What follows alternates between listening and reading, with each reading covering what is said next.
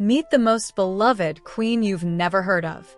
In the grand tapestry of England's medieval history, queens often fall into one of two categories, either fierce and controversial, or quiet and forgotten. But Philippa of Hainault, wife of King Edward III, defies both. She was the perfect queen, kind, clever, politically savvy, and quietly powerful. And yet, her story remains one of history's best-kept secrets. Born around 1314 in Hainault, an area that now straddles the border of modern-day Belgium and France, Philippa came into the world surrounded by nobility and privilege. But her journey to the English throne was anything but simple. In a time when royal marriages were more about politics than love, Philippa's future was sealed through a high-stakes deal between two powerful women, her mother and Queen Isabella of England. That deal would reshape the destiny of England itself. When she first arrived in England as a young girl, Philippa was a foreigner in every sense, new to the customs, the court, even the language. But instead of shrinking into the background, she adapted with remarkable grace and strategy. Her intelligence, warmth, and humility quickly won over not just her husband, but the entire nation. Philippa wasn't just a royal bride. She became a partner in rule. Behind the scenes, she played a crucial role in maintaining England's stability during turbulent times. Whether advising her husband on alliances, stepping in as regent during war, or even rallying troops on horseback against a Scottish invasion, Philippa proved again and again that she was no mere figurehead. Yet for all her strength and leadership, she was also remembered for her compassion. She pleaded for mercy for prisoners, supported the poor, and rebuilt hospitals. Her legacy was one of peace, prosperity, and dignity. In a world where queens were often sidelined or silenced, Philippa stood out, not through scandal or ambition, but through quiet excellence. Today, she may not be as famous as Elizabeth I or Victoria, but Philippa of Hainault was a queen ahead of her time. Her life is a powerful reminder that true greatness doesn't always roar. Sometimes, it leads with grace. A royal marriage forged by politics, strengthened by love.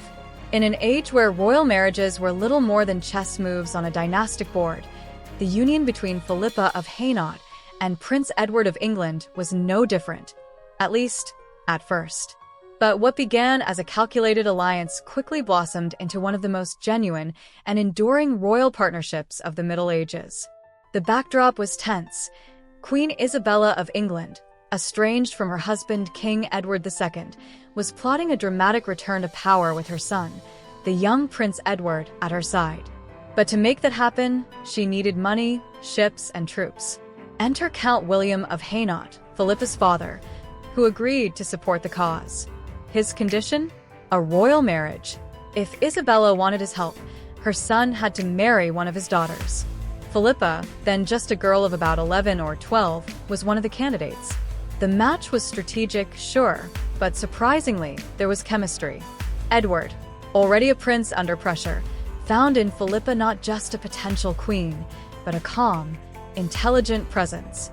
When he left Hainault to reclaim his throne, he promised to return and marry her.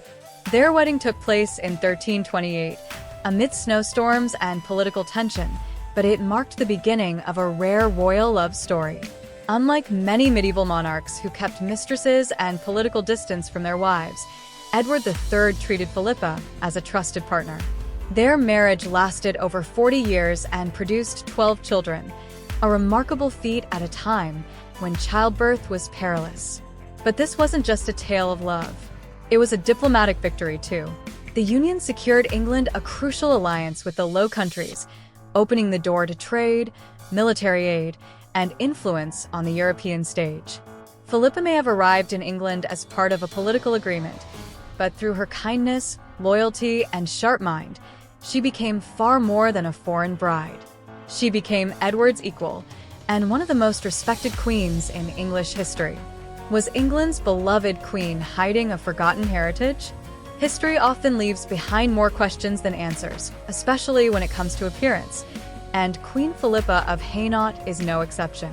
For centuries, she was remembered for her kindness, loyalty, and intelligence.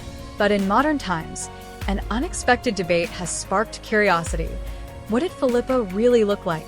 A single letter written by a bishop visiting Hainault in the early 14th century described one of Count William's daughters, likely Philippa, in intriguing terms. He noted she had brownish skin, deep, dark eyes, and full lips. These weren't the typical features people associate with European royalty, especially in an era when pale skin was idealized. That brief description has prompted some historians and readers to ask, could Philippa have been of African or mixed descent? It's a provocative theory that gained traction in certain circles. But while the idea sparks the imagination, most scholars agree that Philippa's ancestry, rooted in French, Flemish, and other European lines, suggests she likely had olive or naturally darker skin, not African heritage. It's important to remember that medieval descriptions of complexion were often vague and symbolic. Brown might have referred to a tan, olive tone, or simply being darker than the English norm. Her father was also described as dark in appearance, but again, that could reflect any number of Mediterranean or continental European traits. What's more telling is how little Philippa's looks mattered to those around her. In a time when image and lineage were everything, no one in England seemed concerned about her complexion. She was welcomed, adored, and eventually immortalized in a royal tomb effigy that showed a tall, elegant queen with serene features. Whether fair or dark, Philippa's real legacy wasn't in how she looked, but in how she ruled. Still, the mystery of her appearance adds a fascinating human layer to a queen who continues to intrigue us centuries later. A foreign bride, a frosty welcome, and a royal wedding to remember. In December of 1327, a young girl stepped onto English soil for the first time, unaware that she was about to become one of the most beloved queens in the nation's history. That girl was Philippa of Hainault, just 13 years old, wrapped in layers against the biting cold, and accompanied by a grand retinue of nobles, knights, and ladies from her homeland. Her destination? A royal wedding and a whole new life. Philippa had been chosen to marry Prince Edward, the future Edward III, as part of a political alliance, but from the start, her presence in England captured attention. Londoners gathered in droves to see the foreign bride, drawn by curiosity, excitement, and the festive energy of the season. Despite the cultural divide, her warm demeanor and gentle manners immediately set her apart. She didn't just arrive as an outsider. She arrived as a symbol of hope for a kingdom emerging from years of turmoil. On January 24th, 1328, amid the swirling snow and icy winds of a fierce English winter, Philippa and Edward were married at York Minster. The ceremony was grand but intimate, marked by a blizzard that seemed to bless the union with a sense of destiny. The young couple, already fond of each other, were now bound not only by duty, but by growing affection. What made Philippa truly stand out, however, was her ability to adapt.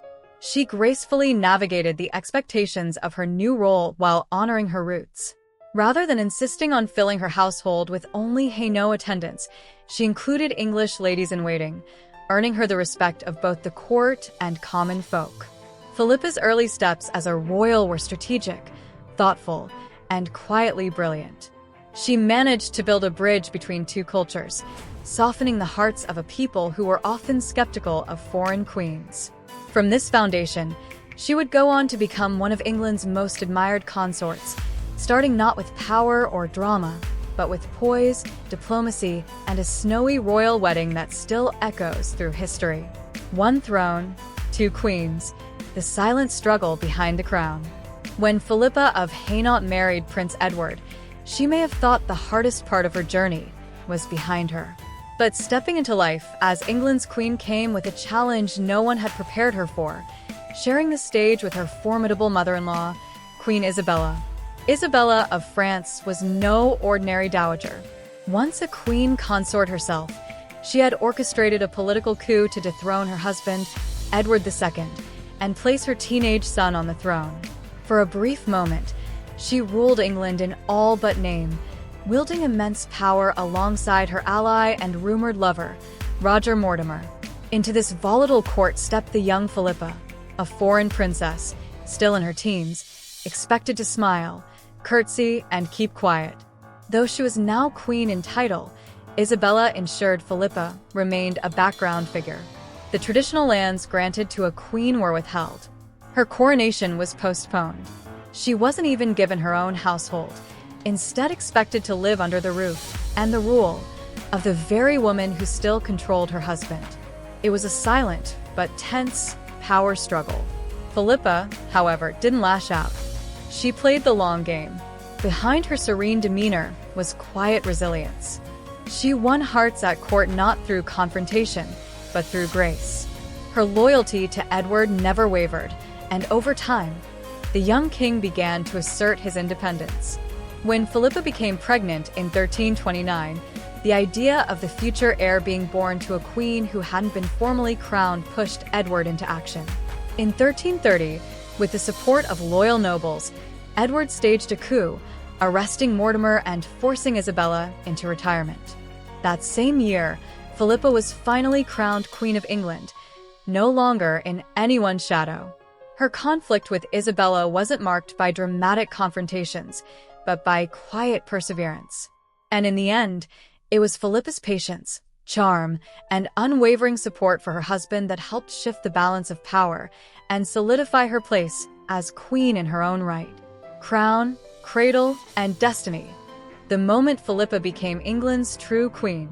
After years of waiting in the wings, Philippa of Hainault finally stepped into her role as Queen of England, not through politics or conquest, but through patience and quiet determination. Her long-delayed coronation in March 1330 marked more than just a ceremonial milestone. It was a powerful symbol that Philippa had arrived, not as a guest, but as a queen in her own right. The timing couldn't have been more meaningful. Just months after reclaiming authority from his mother, Isabella, Edward III made sure Philippa received the recognition she deserved. The grand ceremony was held at Westminster Abbey, with all the pomp and symbolism of a true medieval spectacle. Crowds filled the streets, church bells rang, and England officially welcomed its new queen. But Philippa wasn't just stepping into a crown, she was also stepping into motherhood. As she stood beneath the soaring arches of the Abbey, she was heavily pregnant with her first child. And in June 1330, just 3 months after her coronation, she gave birth to a healthy baby boy, Edward of Woodstock. The birth of an heir brought joy not only to the royal couple, but to the entire kingdom. This was more than a child. It was the promise of stability, a secure lineage, and hope for the future. The infant prince would grow into one of England's most celebrated military leaders, later earning the title, the Black Prince. Philippa embraced motherhood with the same grace she brought to her royal duties. She wasn't just a ceremonial figure, she was deeply involved in her children's lives and their upbringing, overseeing their education and courtly training. In a world where many queens were sidelined after producing an heir, Philippa remained a steady presence in both court life and family affairs. Her coronation and the birth of her firstborn signaled a turning point, not just for Philippa, but for the English monarchy. She had crossed the threshold from political bride to true queen and mother of the future, the queen who quietly transformed a kingdom. While many queens of the medieval era were content to stay behind palace walls, Philippa of Hainault stepped into her role with an uncommon sense of purpose. Far from being a passive royal figure, she became an active force in shaping England's economic and social future, often working behind the scenes, but leaving a legacy that was both practical and profound. As queen consort, Philippa used her influence to spark economic growth in regions that had long been overlooked. Recognizing the untapped potential of England's natural resources, she encouraged coal mining in the north, particularly in Northumberland.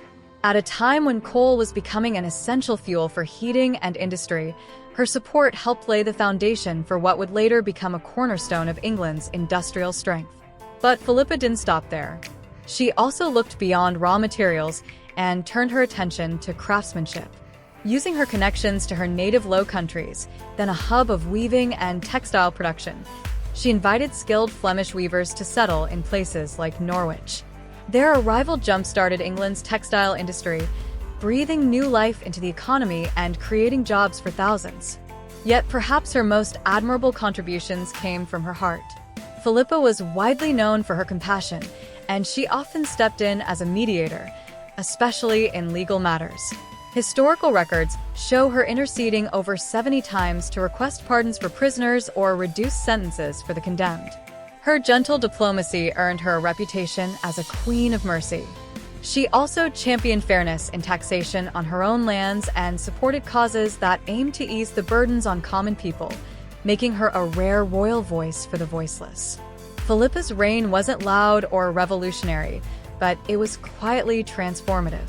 With her focus on industry, fairness, and mercy, she helped move England toward a more stable and prosperous future, proving that true power doesn't always roar. It often whispers, wisely and well. A queen in command, Philippa's finest hour of leadership. In an age when women were rarely seen as military leaders or political authorities, Queen Philippa of Hainault shattered expectations. In 1346, with King Edward III campaigning across the Channel in France during the Hundred Years' War, the responsibility of governing England fell into unexpected, but capable, hands. Philippa's. Appointed as regent in her husband's absence, Philippa didn't simply hold the crown in name. She ruled with real authority, and when crisis came knocking, she didn't hesitate to rise to the occasion. That autumn, King David II of Scotland, seizing the moment while Edward was away, invaded northern England with a large force. Most would not have expected the soft-spoken queen to take the reins of national defense, but Philippa proved she was anything but a passive figure. Mobilizing a northern army of over 12,000 men, she coordinated with key military leaders, including the Bishop of Durham and the powerful Percy and Neville families. Far from remaining safely in London, Philippa traveled north to the heart of the action. Dressed in armor, she appeared before the troops at Newcastle, rallying their courage with a rousing address that inspired loyalty and strength. On October 17th, the English forces clashed with the Scots at the Battle of Neville's Cross and achieved a decisive victory. Even more astonishing, King David II of Scotland was captured and brought back to England as a prisoner. It was a triumph that secured the borders and proved Philippa's worth as a leader. This remarkable moment redefined what a queen could be. Philippa showed that regal grace and battlefield resolve could coexist in one figure. Her leadership during this crucial campaign didn't just protect her kingdom, it earned her the lasting respect of her people and her peers. Endurance in the face of tragedy, Philippa and Edward's heartbreaking loss. In 1348, the Black Death swept through Europe, bringing devastation to every corner of the continent. England was no exception, as the deadly plague ravaged towns, villages, and households alike. Amid this terror, Queen Philippa and King Edward III faced an unimaginable personal loss that would forever mark their reign. Tragedy struck when two of their children succumbed to the disease. The royal family, who had once been a beacon of strength and unity, was suddenly shattered by grief. The loss of these beloved children left Philippa and Edward deeply heartbroken, and the sorrow they felt was shared by their entire kingdom. The queen, known for her composure and poise, was visibly affected by the deaths, as any mother would be. Yet, despite this crushing blow, Philippa's strength never wavered. She remained a steady presence for her surviving children and her husband, supporting Edward as he led the country through the dark times of plague. The royal couple's bond deepened as they leaned on each other in their shared grief. But for Philippa, the emotional toll of the loss was profound. The death of their children during the Black Death not only impacted the royal family personally, but it also had wider implications for England's future. With so many lives lost, the kingdom was left with a grieving population, facing an uncertain future. In the aftermath of the plague, Philippa worked tirelessly to ensure that the crown remained strong, aiding in rebuilding efforts and comforting those who had lost loved ones. Philippa's journey through this heart-wrenching period revealed her extraordinary resilience, revealing that even in the depths of personal despair, she could rise above and continue her duties as a queen. This tragedy, though deeply painful, only added to the legacy of Philippa as a monarch who weathered adversity with grace and fortitude. Philippa's lasting legacy. the queen who defined an era. In the later years of her life, Queen Philippa of Hainault faced a slow, painful decline, struggling with a condition known as dropsy or edema, which caused severe swelling and discomfort. Despite the toll this illness took on her body, her strength of character remained unshaken. Philippa continued to fulfill her royal duties as best as she could, providing guidance to her husband, King Edward III, and supporting the monarchy during challenging times. As her health deteriorated, Philippa's presence at court became less frequent. Still, her reputation as a compassionate, stabilizing force within the kingdom persisted. Her thoughtful approach to governance, her role in maintaining peace, and her deep care for the welfare of both her family and subjects ensured that she remained a beloved figure. Philippa was revered not only for her political insight but for her kindness, which helped create a harmonious atmosphere at court, a rare quality in such turbulent times.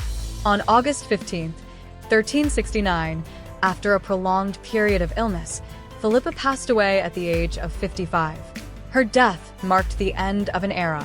Edward III, devastated by the loss of his beloved wife, honored her final wishes, ensuring she received a dignified burial at Westminster Abbey, the sacred resting place of so many British monarchs.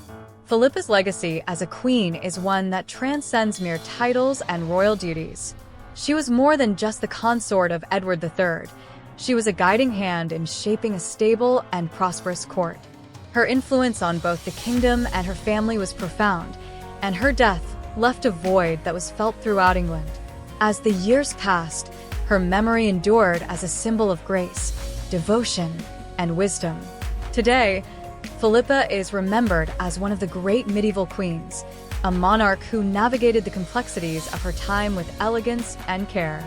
She was the steady anchor in the midst of political storms, and her story continues to inspire those who learn of her enduring strength and character.